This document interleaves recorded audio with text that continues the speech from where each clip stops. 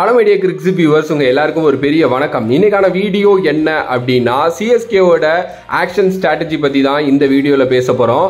IPL action 2024 வர December 19ஆம் தேதி துபாயில நடக்க போகுது. ஸோ எல்லாரோட கண்களும் MS தோனியோட அந்த சென்னை சூப்பர் கிங்ஸ் எந்த அளவுக்கு டீமை எடுத்துட்டு வர போறாங்க அப்படிங்கிறத பார்த்து தான் ரொம்ப ரொம்ப ரொம்ப வெயிட் பண்ணிட்டு இருக்கு. ஓகே, குறிப்பா நம்ம எல்லாருமே அதுக்கு தான் வெயிட் பண்ணிட்டு இருக்கோம். சிஎஸ்கேலேருந்து வந்து Ben Stokes, Ambati Rayudu, Dwaine Pretorius, Kyle Jamieson, இது மட்டும் இல்லாமல் சிசாண்டா மகளா, பகத் வர்மா, ஆகாஷ் சிங், சுபகரன் சேனாபதி அப்படின்னு சொல்லிட்டு இத்தனை பிளேயர்ஸ் ரிலீஸ் பண்ணியிருக்காங்க. 19 பிளேயர்ஸ் வந்து பாத்தீங்க அப்படின்னா ரீடைன் பண்ணியிருக்காங்க அப்படின்னே வந்து சொல்லலாம். ஆல்மோஸ்ட் 31.4 கோடி ரூபாய் வந்து நம்ம கிட்ட இருக்கு. ஸோ இந்த ஐபிஎல் ஆக்ஷன் அவங்க எந்த அளவுக்கு வந்து அப்ரோச் பண்ண போறாங்க, இருக்கிற அந்த மேக்ஸிமம் 6 ஸ்லாட்ஸை வந்து எந்த அளவுக்கு ஃபில் பண்ண போறாங்க அப்படிங்கிறத பத்தி தான் இந்த வீடியோல வந்து நம்ம பேச போறோம். நீங்க ஒரு இன்ஜினியரிங் டிப்ளமோ ஸ்டூடெண்டா இருந்து உங்களுக்கு ஐடிக்குள்ள போறது மிகப்பெரிய ட்ரீமா இருந்துச்சு அப்படின்னா, உங்களோட ட்ரீமை நினைவாக்கவே ராஜலட்சுமி யூனிவர்சிட்டில இருந்து Python, Java, data science, finance மாதிரி மார்க்கெட்டிங் டிமாண்ட் கோர்சஸ் வந்து நடத்துறாங்க. ஆல்ரெடி 500+ ஸ்டூடெண்ட்ஸ் இங்க படிச்சு சமையான ஜாப்ல இருக்காங்க. 30+ இண்டஸ்ட்ரியல் எக்ஸ்பர்ட்ஸ் வந்து பாத்தீங்க அப்படின்னா நம்மளோட ரீஜனல் லாங்குவேஜ் தமிழ் அண்ட் இங்கிலீஷ்ல கூட வந்து பாத்தீங்கன்னா சொல்லி தராங்க. வீக்கெண்ட் கிளாसेस இருக்கு, லைவ் ஆன்லைன் கிளாसेस இருக்கு, record and pre record sessions இருக்கு, பிராக்டிகல் ஹேண்ட்லிங்கா இது எல்லாத்தையுமே சொல்லி தராங்க. ரெஸ்யூம் எப்படி கிரியேட் பண்றது அப்படிங்கிறதுல இருந்து சாஃப்ட் ஸ்கில்ஸ் டெவலப் பண்ணி இன்டர்வியூ process வரைக்கும் எல்லாத்துக்குமே உங்களுக்கு வந்து பாத்தீங்க அப்படின்னா அசிஸ்டன்ஸ் கொடுக்குறாங்க. அஃபோர்டபிள் பிரைஸ்ல வித் ஜீரோ காஸ்ட் EMI ல உங்களுக்கு வந்து பாத்தீங்கன்னா சொல்லி தராங்க. 100% பிளேஸ்மெண்ட்ஸ் இருக்கு. பிகாஸ் 500+ கம்பெனிஸோட இவங்களோட டை அப் இருக்கு. சோ உங்களோட கரியரை லிஃப்ட் பண்ணனும் அப்படின்னு நினைச்சீங்கன்னா டிஸ்கிரிப்ஷன்ல இருக்கிற லிங்கை கிளிக் பண்ணி நீங்க ஜாயின் பண்ணுங்க அண்ட் கரியரை லிஃப்ட் பண்ணுங்க. சிஎஸ்கே பொறுத்த வரைக்கும் இந்த ஐபிஎல் 2023 ஆடின 11 அப்படியே இருக்காங்க, எக்ஸப்ட் அம்பத்தி ராயுடு. ஸோ அம்பத்தி ராயுடுக்கு ஒரு கரெக்டான ரீப்ளேஸ்மெண்ட் வந்து அவங்க வந்து பார்த்தீங்கன்னா பார்க்கணும். ஸோ அதை தாண்டி வந்து பார்த்தீங்க அப்படின்னா ஒரு நல்ல ஆல்ரவுண்டர் வந்து அவங்களுக்கு தேவைப்படுவாங்க அப்படின்னு நான் யோசிக்கிறேன். ஸோ ஒரு இம்ப்ரெசிவ் கேம்பெயினா இந்த 2023 வேர்ல்டு கப் இருந்த ஒரு சில பிளேயர்ஸுக்கு அவங்க பிட் பண்றதுக்கு நிறைய சான்சஸ் இருக்கு. இப்போ மனிஷ் பாண்டே, ஷாருக் கான், கருண் நாயர் இவங்க 3 பேர்ல யாராவது ஒரு ஆளை கண்டிப்பா அவங்க எடுக்க பார்ப்பாங்கன்னு நினைக்கிறேன். ஏன்னா ராய்டுவோட இடத்தை ஃபில் பண்றதுக்கு இவங்க 3 பேருமே தகுதியான ஒருத்தங்க. குறிப்பா மனிஷ் பாண்டே பார்த்துக்கிட்டீங்கன்னா நல்ல எக்ஸ்பீரியன்ஸ் கேம்பெயினர், நிறைய ஆடி இருக்காரு. குறிப்பா வந்து அவர்னால வந்து ஸ்பின்னர்ஸை நல்லா ஆட முடியும், ஒரு எக்ஸ்ட்ரானரியான ஃபீல்டரும் கூட. ஸோ அதனால அவருக்கு மேபி போகலாம். ஷாருக் கான் பொறுத்த வரைக்கும் அவர் வந்து லோக்கல் பாய். ஸோ ஆப்வியஸ்லி அந்த தமிழ்நாடு கனெக்ட் இருக்கு. இதை தாண்டி அவர் நிறைய நல்லா பண்ணிட்டு இருக்காரு. ஆப்வியஸ்லி பஞ்சாப் கிங்ஸோட இவங்க போன ஆக்ஷன்ல போட்டி போட்டு 8.75 கோடி ரூபாய் வரைக்கும் ஷாருக் கானுக்கு அப்ரோச் பண்ணாங்க.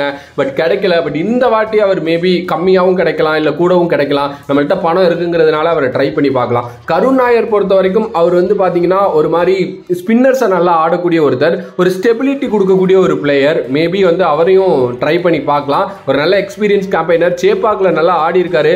அவர் அடிச்ச அந்த 300 கூட சேப்பாக்ல அடிச்சது தான். ஸோ இந்த 3 பிளேயர்ஸ்ல ஒரு ஆள் வந்து பாத்தீங்கன்னா அம்பத்தி ராயுடுவோட இடத்தை ஃபில் பண்றதுக்கு ஒரு கரெக்டான ஆளா வந்து பாத்தீங்கன்னா இருப்பாங்க.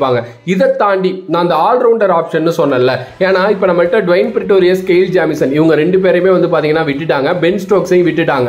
ஸோ எப்பவுமே அவங்க அந்த ஒரு ஆல்ரவுண்டர் மேல நல்ல ஒரு இன்வெஸ்ட் பண்ணணும்னு யோசிக்கிற டீம். ஸோ அப்படி பாக்குறப்போ ஒரு டேரில் மிச்சல் அவர் வந்து பாத்தீங்கன்னா ஒரு நல்ல ஆப்ஷன் சிஎஸ்கேக்கு அப்படின்னே சொல்லலாம். ஏன்னா அவர்னால வந்து நல்ல ஒரு ஃபேஸ்ல பவுலிங் போட முடியும். ஒரு 2-3 ஓவர் அவர்கிட்ட இருந்து வாங்கலாம். டெத்ல சிஎஸ்கேவை பயங்கரமா எடுத்துக்கொண்டு போய் நிப்பாட்டக்கூடிய ஒரு பிளேயரா இருப்பாரு. ஆனா அவர் வந்து ஈஸியான அமௌண்ட்டுக்கு கிடைக்க மாட்டாரு. ஏன்னா அவர் ஒரு அதிக அமௌண்ட்டுக்கு போகக்கூடிய ஒரு பிளேயர் தான். பட் ஆனால் சிஎஸ்கே கிட்ட பணம் இருக்கு, எடுத்துட்டு வந்தாங்க அப்படின்னா டெஃபினெட்லி ஒரு ஃபாரின் ஆப்ஷன் ஃபிக்ஸ்டு. எப்படி பென் ஸ்டோக்ஸுக்கு ஒரு ரோல் வச்சிருந்தாங்களோ அதே ரோல் டேரில் மிச்சலுக்கு இருக்கிறதுக்கு நிறைய சான்சஸ் இருக்கு. பார்க்கலாம் என்ன நடக்க போகுது அப்படின்னு சொல்லிட்டு. அப்படி இல்லைங்கிற பட்சத்தில் மேபி ஒரு ரச்சின் ரவீந்திரா மேல சிஎஸ்கே இன்வெஸ்ட் பண்ணுவாங்களா அப்படின்னா ஒரு 50% சான்சஸ் இருக்கு. பிகாஸ் ஒரு stylish left hander batsman, at the same time அவரால் மிடில் ஆட முடியும். அதை தாண்டி அவர் வந்து பாத்தீங்க அப்படின்னா நல்ல ஒரு ஸ்பின் ஆப்ஷன் கொடுக்கக்கூடிய ஒருத்தர். பட் ஆனா ஆல்ரெடி இங்க நிறைய ஆப்ஷன்ஸ் அது மாதிரி இருக்கிறதுனால தான் அந்த 50% வந்து ரச்சின் ரவீந்திரா மேல சொல்றேன்.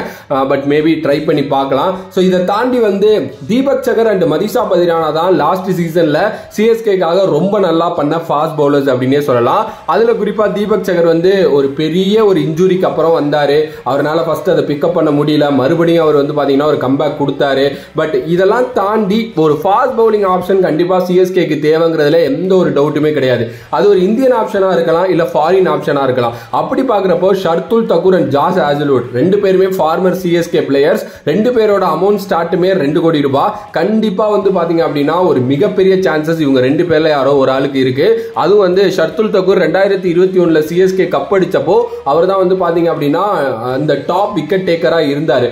சோ அவருக்கு மேபி போடலாம். அப்படி இல்ல அப்படின்னா ஜாஸ் ஹேசல்வுட்டை எப்பவுமே ட்ரை பண்ணுவாங்க சிஎஸ்கே.